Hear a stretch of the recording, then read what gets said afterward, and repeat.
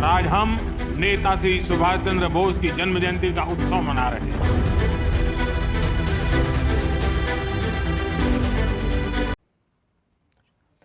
तो आज आज़ाद हिंद फौज के संस्थापक नेताजी सुभाष चंद्र बोस के पराक्रम दिवस के अवसर पर श्रद्धासुमन गणमान्यों द्वारा अर्पित किए गए। आप देख सकते हैं कि किस तरह से छात्र भी वहां पर मौजूद हैं और तुम मुझे खून दो मैं तुम्हें आज़ादी दूंगा, ये मात्र एक स्लोगन नहीं था। किस तरह से इसने उस वक्त स्वाधीनता आंदोलन के लिए युवाओं में और पूरे भारतीय समाज में ऊर्जा का संचार किया, एक जिजीविषा पैदा की कि अंग्रेज़ों के खिलाफ लड़ाई लड़ने के लिए पूरा भारत एकजुट हुआ। आप देख सकते हैं तमाम गणमान्य यहाँ मौजूद है। लोकसभा स्पीकर को आप देख सकते हैं, रक्षा मंत्री राजनाथ सिंह यहाँ पर मौजूद हैं।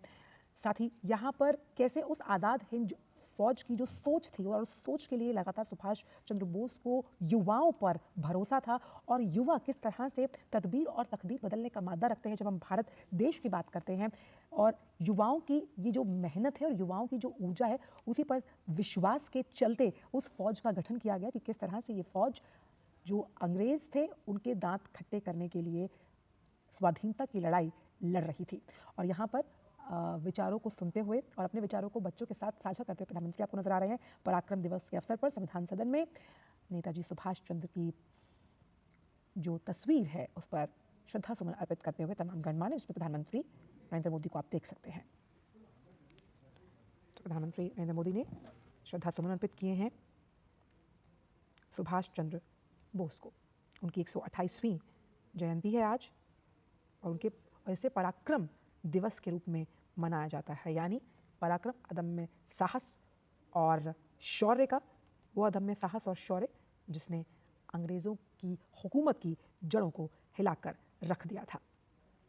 माँ भारती के वीर सपूत, सच्चे देशभक्त, भारतीय स्वतंत्रता संग्राम के महानायक नेताजी सुभाष चंद्र बोस की जयंती को हम पराक्रम दिवस के तौर पर याद करते हैं।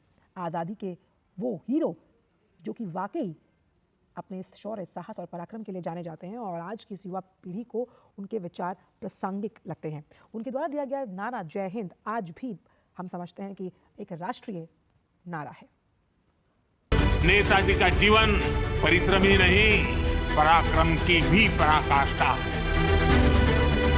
नेताजी ने भारत की आजादी के लिए अपने सपनों, अपने आकांक्षाओं को तिलांजलि दे दी। वे चाहते तो अपने लिए एक अच्छा जीवन चुन सकते, लेकिन उन्होंने अपने सपनों को भारत के संकल्प के साथ जोड़ दिया।